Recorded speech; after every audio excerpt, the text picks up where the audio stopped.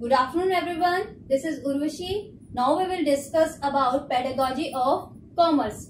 Our topic is aim and objective of teaching commerce. Aim and objective के बारे में हम लोग ने कल पढ़ा ही था, तो हम बेसिकली एम पे आते हैं. इनका मेन हम डिफरेंस एक लिखते हैं हम कि इन दोनों में क्या डिफरेंस होता है. एम एंड ऑब्जेक्टिव में क्या डिफरेंस होता है. नंबर 1, इन दोनों का जो डिफरेंस है, वाइड जो स्कोप होती है एम की हमारी बहुत वाइड होती है, सबसे बड़ी, ज्यादा बड़ी होती है. But in case of objective जो स्कोप होती है ऑब्जेक्टिव की वो बहुत नैरो होती है, मतलब छोटी होती है. Number 2, ultimate goal. एम का हमारा एक अल्टीमेट एक यूनिक गोल होता है जो हमें फुलफिल करना होता है. सेकेंड आता है हमारा ऑब्जेक्टिव. ऑब्जेक्टिव क्या होता है? एक इमीडिएट गोल होता है, एक छोटा सा इमीडिएट जल्दी जो हो जाता है वो एक गोल होता है. Third point is much time is needed. Much time is needed in aim. जब हमें अपने एम को फुलफिल करने के लिए हमें ज्यादा से ज्यादा टाइम चाहिए होता है, और ज्यादा टाइम लगता भी है. हमें चाहिए नहीं होता, लगता है हमें एम को अपने फुलफिल करने. बट ऑब्जेक्टिव में हमारे लेस टाइम लगता है. ऑब्जेक्टिव हमारा कम टाइम में फुलफिल हो जाता है. एक चीज और है, हमारा एम को फुलफिल करने के लिए हमारी जो सोसाइटी होती है, हमारा नेशन, हमारा स्कूल एनवायरनमेंट, हमें सारा सब चीजें, स्कूल एनवायरनमेंट, सोसाइटी, हमारा नेशन रिस्पॉन्सिबल होता है किस चीज को अचीव करने के लिए? एम को अचीव करने के लिए. बट हमारे ऑब्जेक्टिव को अचीव करने के लिए ज्यादा लोग नहीं होते. इसमें खाली हमारे टीचर और जो हम लर्नर होते हैं वही रिस्पॉन्सिबल होते हैं हमारे ऑब्जेक्टिव को अचीव करने के लिए. ठीक है. उसके बाद आता है हमारा aim do not provide clear educational instruction to learner.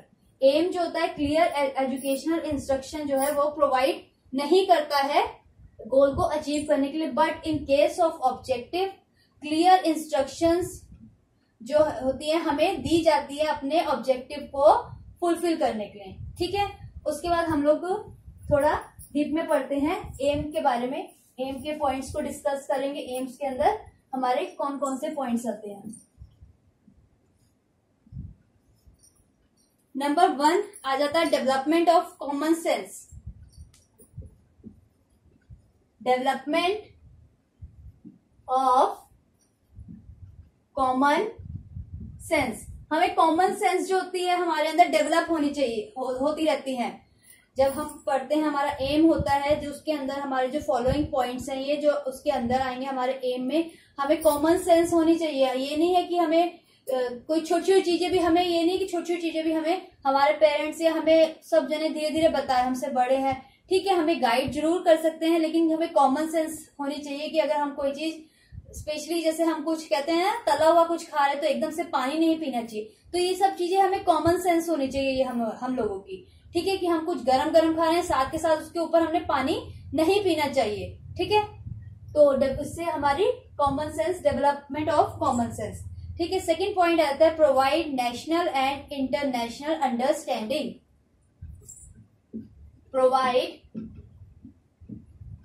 National and international understanding. हमें नेशनल और इंटरनेशनल अंडरस्टैंडिंग जो होती हैं वो हमें प्रोवाइड करवानी चाहिए, हमें प्रोवाइड होनी चाहिए. ठीक है. थर्ड पॉइंट आ जाता है हमारा providing mental discipline. Provide mental discipline. हमें मेंटली जो हमारा डिसिप्लिन, हमें मेंटली स्ट्रांग रहना चाहिए, मेंटली हमें डिसिप्लिन में रहना चाहिए. ठीक है. फोर्थ आ जाता है provide training to become honest. हमें एक ट्रेनिंग भी प्रोवाइड करनी चाहिए जिससे हम ऑनेस्ट बने, सबको साफ साफ झूठ ना बोले किसी से भी, क्लियरली सब चीजें ऑनेस्टली, कोई भी हमसे कोई भी गलती हुई हो, जो भी कोई हमने काम किया वो हम ऑनेस्टली सबको बता सके. इस चीज की हमें एक ट्रेनिंग मिलती है to provide training to become honest. ठीक है। फिफ्थ है जो इसका एम होता है, इससे हमें हेल्प मिलती है एक अकाउंटेंट बनने की, to provide help to students to become accountant, auditor, etcetera.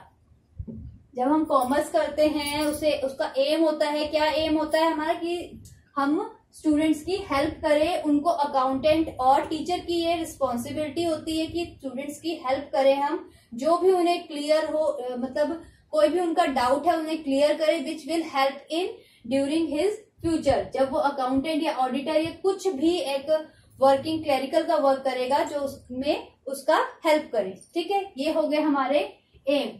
उसके बाद हम लोग करते हैं ऑब्जेक्टिव। ठीक है, ऑब्जेक्टिव जो है 3 पार्ट्स में डिवाइड हो जाए। Objective related with understanding and knowledge.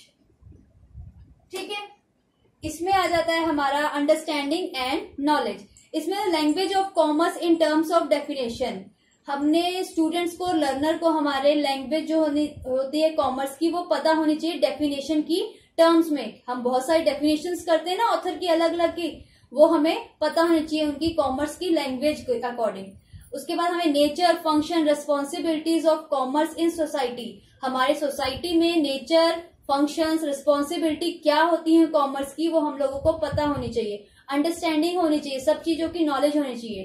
Contribution of commerce in various field, contribution commerce का क्या कहाँ है, अलग अलग फील्ड्स में कॉमर्स का कंट्रीब्यूशन कितना है वो हमें पता होना चाहिए या हमें करना चाहिए। ठीक है, better use of services of business, better utilisation करना चाहिए हमें बिजनेस में, और बिजनेस में जो सर्विसेज प्रोवाइड करें कॉमर्स का, उसमें हमें उसका ऑब्जेक्टिव होता है ये कॉमर्स का कि हम अपने बिजनेस में या किसी के भी बिजनेस में कॉमर्स की हमें बेस्ट जो या बेटर यूटिलाइजेशन हमें पता है वो हम यूज करें। ठीक है, ये हो गया objective related with understanding and knowledge. Second point is objective related with skills. Objective related with skills. It means it develop skill of survey of skill. हमें स्किल्स का सर्वे जो होता है स्किल्स का डेवलप होना चाहिए। Second, to apply commerce knowledge to practical situation, commerce को हमने जो थ्योरेटिकल कॉमर्स नॉलेज हमने पढ़ी है उसे हमें प्रैक्टिकली नॉलेज में लाना चाहिए, प्रैक्टिकली काम में, सिचुएशंस में लाना चाहिए। ठीक है। Third point is to develop the techniques of problem solving, problem solve करने के लिए हमें डिफरेंट टेक्निक्स जो होती हैं वो डेवलप करनी चाहिए। ठीक है। थर्ड पॉइंट आ जाता है हमारा to develop ability, to develop an ability to develop skill of organising and managing different activities. Different activities करने के लिए हमें डिफरेंट एबिलिटी जो होती है वो डेवलप करनी चाहिए इन बिजनेस या कॉमर्स कुछ में। ठीक है। थर्ड पॉइंट आ जाता है हमारा ऑब्जेक्टिव रिलेटेड विद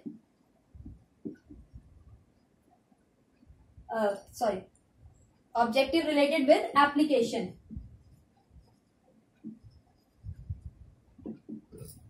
इसमें हमें अप्लाई करनी चाहिए अपनी commerce knowledge to analyse given data, to apply जो हमने थ्योरेटिकल और प्रैक्टिकल पढ़ा है वो हमें अप्लाई करना चाहिए।